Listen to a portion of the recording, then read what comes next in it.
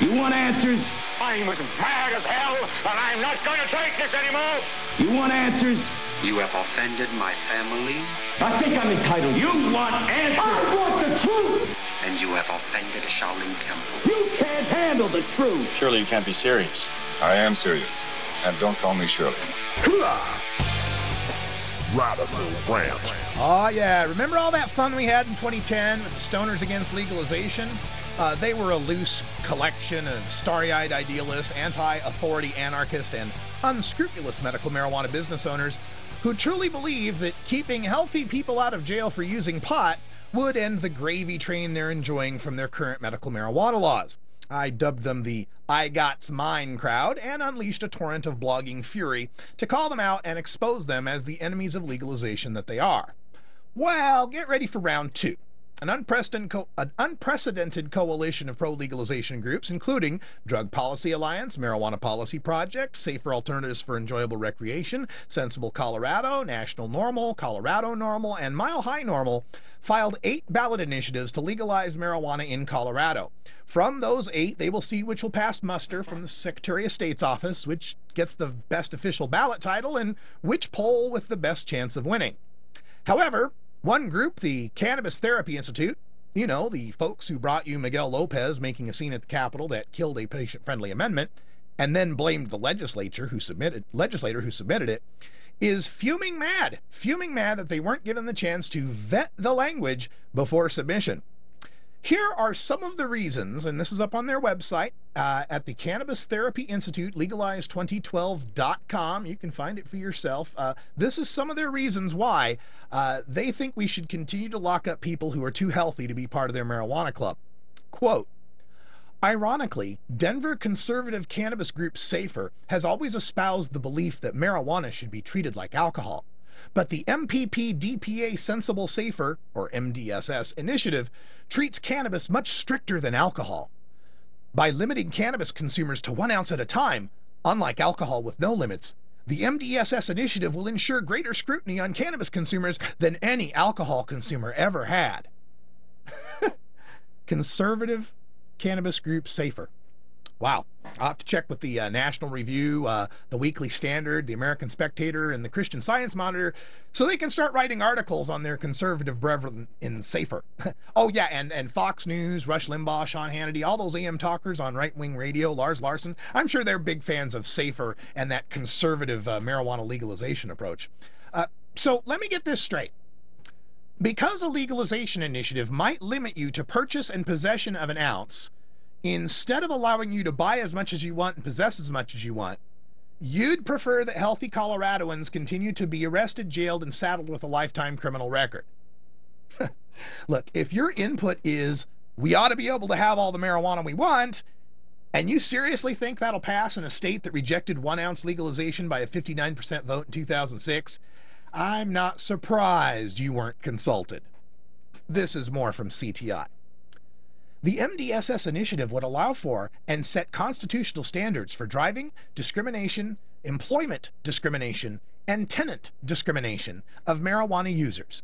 The MDSS initiative makes, quote, driving under the influence of marijuana, end quote, a new constitutional crime, completely wiping away victories scored by patient advocates to kill a THC DUI bill in the state legislature this year. Newsflash.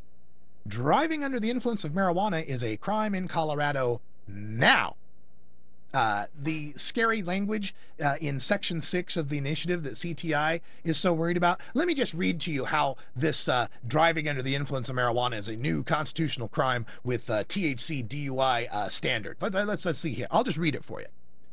Nothing in this section is intended to require, nothing in this section is intended to allow drinking under the influence of marijuana or driving while impaired by marijuana or to supersede statutory laws related to driving under the influence of marijuana or driving while impaired by marijuana, nor shall this section prevent the state from enacting and imposing penalties for driving under the influence or of while impaired by marijuana.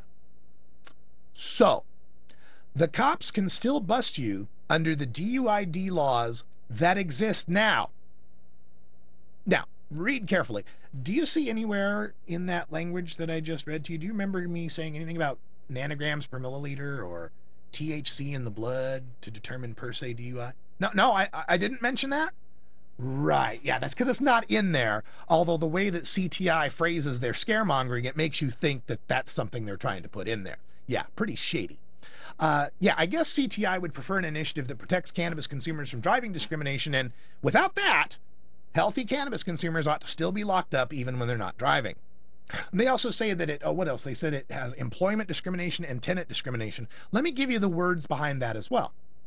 Nothing in this section is intended to require an employer to permit or accommodate the use, consumption, possession, transfer, display, transportation, sale, or growing of marijuana in the workplace, or to affect the ability of employers to have policies restricting the use of marijuana by employees. So employers can continue to do to cannabis consumers what they do now, but at least those consumers won't be arrested and jailed for cannabis use. And those consumers would have a better case to fight discrimination against cannabis use since it's legal. I guess CTI would prefer an initiative that forbids employer discrimination, and without it, healthy cannabis consumers should continue to be locked up, despite the fact that Prop 19 had that kind of anti-discrimination language, and it was cited as a major reason the business community opposed it. And as far as the, what's the other discrimination? Tenant discrimination, here's the section on that. Nothing in this section shall prohibit a person, employer, school, hospital, detention facility, corporation, or any other entity who occupies, owns, or controls a property from prohibiting or otherwise regulating the possession, consumption, use, display, transfer, distribution, sale, transportation, or growing of marijuana on or in that property. So your landlord, your boss, and so on, they can still prevent you from possessing and using marijuana on their property like they can now. Yeah, and furthermore, if you read that the right way, nothing in the sixth section shall prohibit them from regulating possession, consumption, and use, tells me that some corporations would be allowed to do so, would be allowed to allow consumption and use on their private property. That's actually a good thing, CTI. All right, what else? Oh, here's another thing from CTI that has to be addressed. Another one of their complaints is that the taxes collected on marijuana sales would go to the big bad government. Yeah, the government would get money. Here's their quote. Some of the 8 versions of the MDSS initiative reportedly, like maybe they didn't look it up themselves, reportedly allow a 15% excise tax, which will create more funding for the Department of Revenue marijuana police force. The MMED already has a budget larger than the entire Colorado Bureau of Investigation, all funded by the medical marijuana industry. Do we really want to be handing over a 15% per ounce extra tax to buy more handcuffs? Handcuffs for all those cannabis consumers who won't be arrested for buying, selling, and possessing an ounce of legal marijuana? Let's be clear here. CTI thinks if marijuana is legalized, no money should go toward the enforcement of those laws. Even the taxes that are taken on alcohol buy handcuffs to arrest people who are abusing the alcohol laws. Oh, and let's make one thing perfectly clear. This specifically and directly does not affect Colorado's medical marijuana laws. This was the problem with Prop 19. They got all scared that it was going to affect it. This is Section 7. Nothing in this section shall be construed to limit any privileges or rights of a medical marijuana patient, primary caregiver, or licensed entity as provided in Section 14 of Article 18 and the Colorado Medical Marijuana Code. It's spelled out in black and white, does not affect your medical rights. So why is the Cannabis Therapy Institute, therapy, medical, weighing in on something that doesn't affect medical at all? All right, let me get back to this. Oh, by the way, we talked about the limits, right? You get an ounce away from the home, and you get 3 mature and 3 immature plants.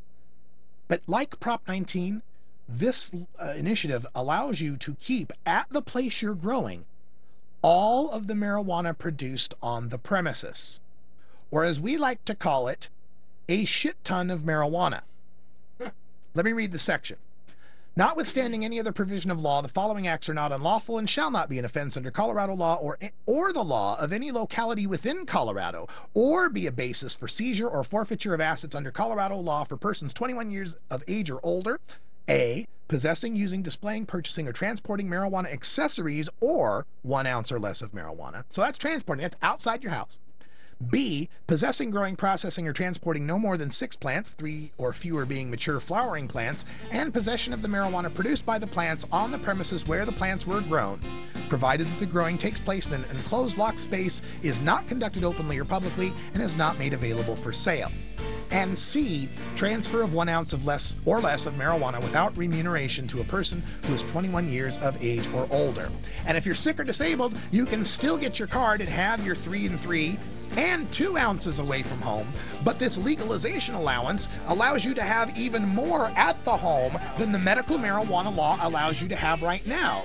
If you are the Cannabis Therapy Institute, you should be supporting something that allows people to have more of their own homegrown medicine at their home to provide their therapy. It's going to get interesting here as we go into 2012. I've had it with the Stoners Against Legalization, and I'm not going to hold back. We'll talk about this in hour 2. Give us a call. Tell us what you think. We love the earth. This is Normal Show Live, the voice of the Marijuana Nation. All right, for Ganja Don, Cannabis Carry, Kalinka the Intern, I'm Radical Russ. Thanks for joining us for our first hour on the podcast. We'll talk to you tomorrow. And until next time, take care of each other, tokers. Take a seed, you plant it, grow it, dry it, roll it, smoke it, and it goes down smooth. Toker Talk Radio. We're going to do a little bit of token. A little bit of talking. And a little bit of talking. You know what I need, John? What do you need? I need to build me one of them cough buttons. Yeah, I don't know. I can just wire it right in here to the mic here and just be able to turn it off so I can cough. I think get all it'd those be rants, you know? Yeah. Hey, I gotta do more, and I'm still recording this on the video, so I gotta do more on this Stoners Against Legalization 2 CTI Boogaloo. There's more. I didn't get to all of it. There's some amazing stuff here. All right, so they complain, and it's good that this was the only part that was in the podcast, what we just did, because that's their complaints about the bill, you know, the problem that they've got with it. But then they start going into the tinfoil hat territory. You know, they start, you know, putting together the cabal that's all a part of this that won't listen to the locals, and they didn't vet it with us because no bill should go forward without being vetted by Laura Creho. Jesus God. So let me get to this here, and I'm going to pull up a 7-3 shot here, so if we can get Kaliko in on the screen. There's Kaliko. Kaliko, you're live, buddy. We got you on the mics now too. Oh, maybe. Oh wait, maybe not.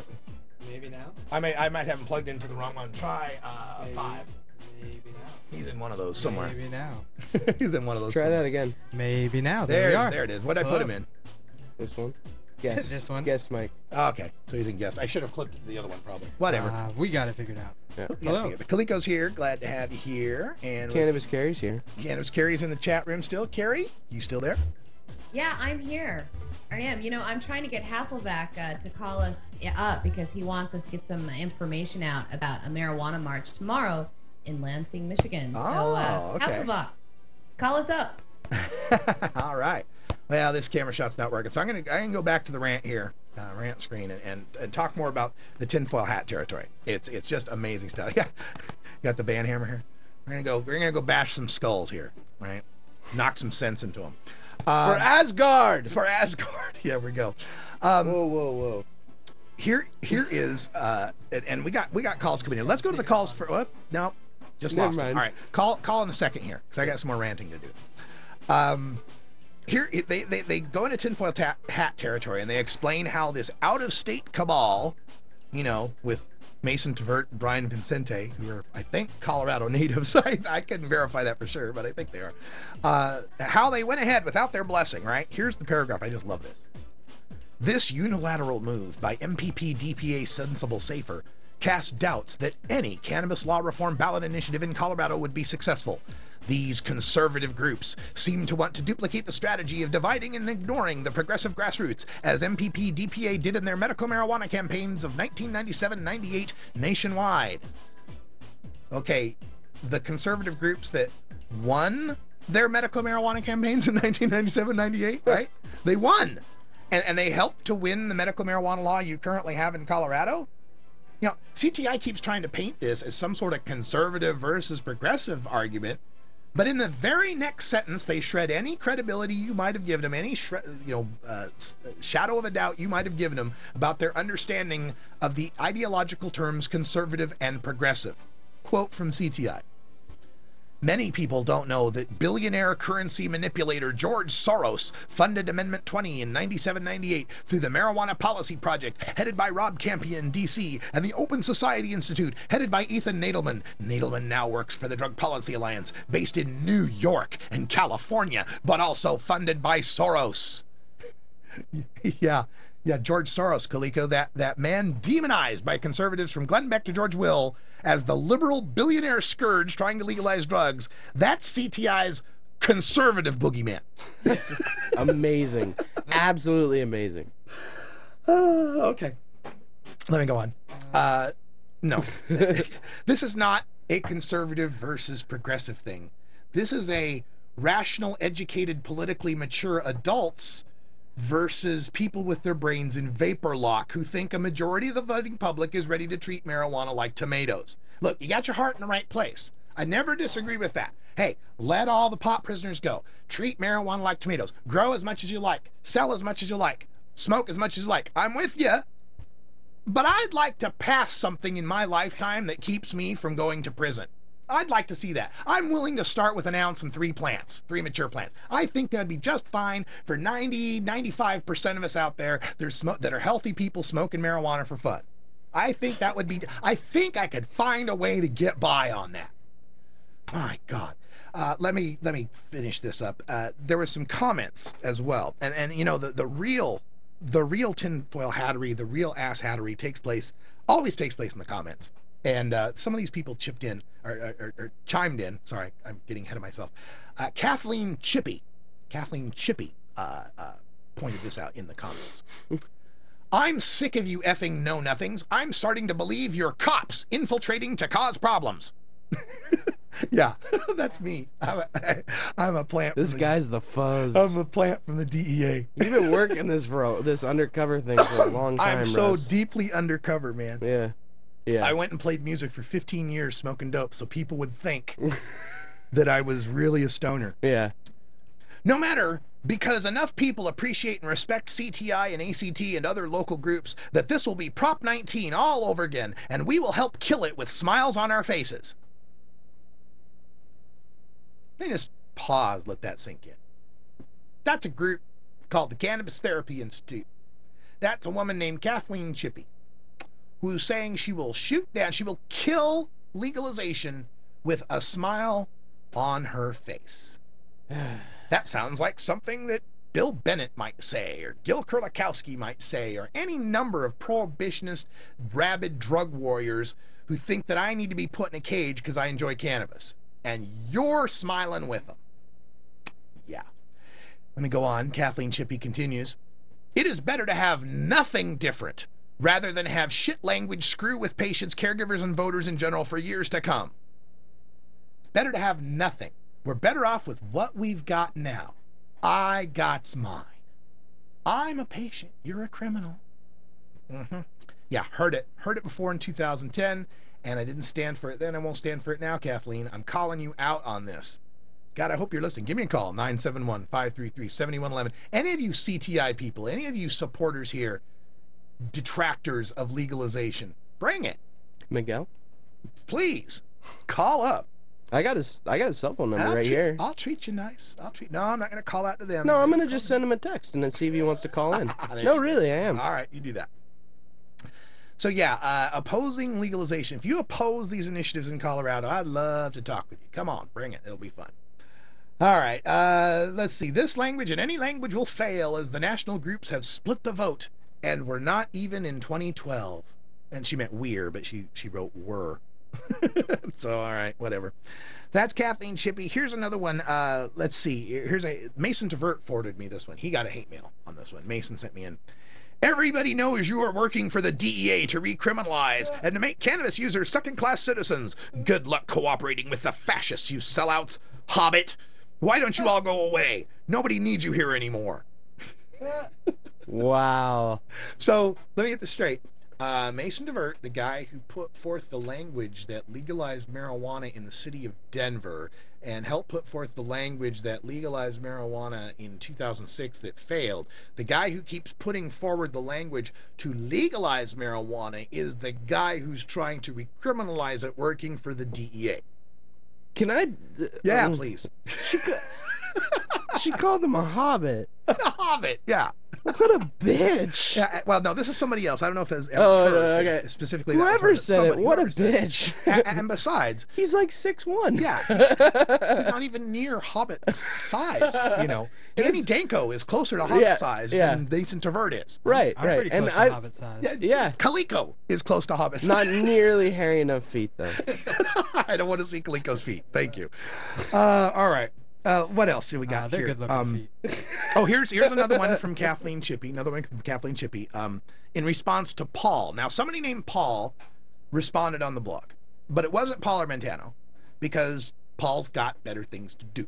Yeah, He's like working in the real world, you know, looking at studies and science and stuff. But anyway, this was the response that Kathleen had to someone named Paul. Paul Armentano, the normal Nazi? Come on, Paul. Where is the evidence of things I have done to hold up the industry? Love to see something other than personal attacks. Wait a minute, you just call someone the normal Nazi and you want to call for an end to personal attacks? Wow. And furthermore, you violate Godwin's rule whenever you bring up Nazi. Yeah. You say Nazi in an argument. Sorry, you lost. You lost it's all over. Here's another one, and I believe this one's from Robert Chase. Now, Robert Chase, you remember, is another one of these guys out there who's... Yeah. Anyway, here's his comment.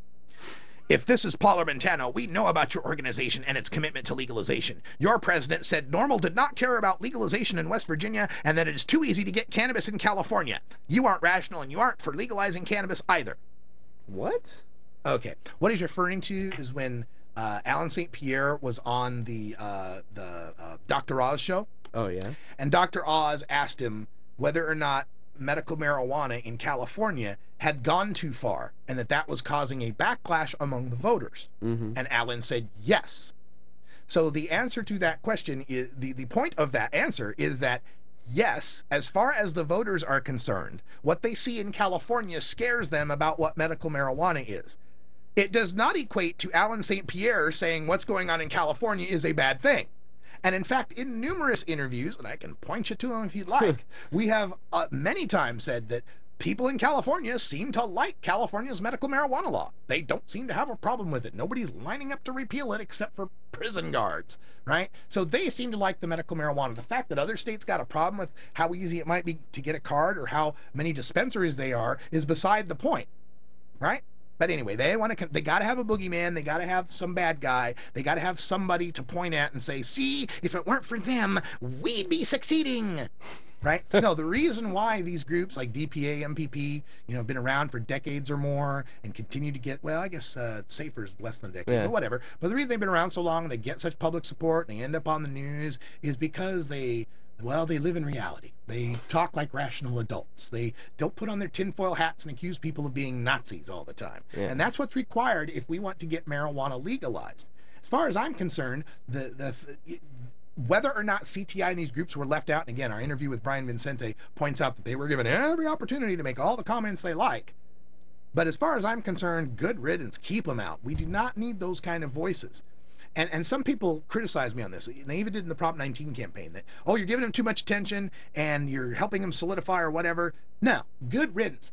Go away. I feel for every one of these tinfoil ass hat, weird ass conspiracy theorists that we alienate, we bring in two rational people who say, oh, good, I'm glad you're not them. I'm glad you're not like those guys. I'm glad you're really serious about getting these laws changed. That's the way I believe. I believe we gain more by distancing ourselves from that element than we lose in losing that element. And I really don't believe they have that much support out there. And I don't believe they're going to get much traction like they did in California, in Colorado. Because I think the people of Colorado, it's a different situation going on there. And how these initiatives specifically protect medical marijuana and don't add a bunch of extra clauses that can be easily picked apart, like the employment protection or the criminalizing of 18 to 21-year-olds and all those kind of things that help pick apart Prop 19. to me, says we have even greater chance of success. And finally, the fact that all of the major marijuana groups are in agreement on these things and have moved forward this early in order to secure as much time as possible to get the polling and the signatures and the ad campaigns taken care of to get this passed, I believe is a fantastic development.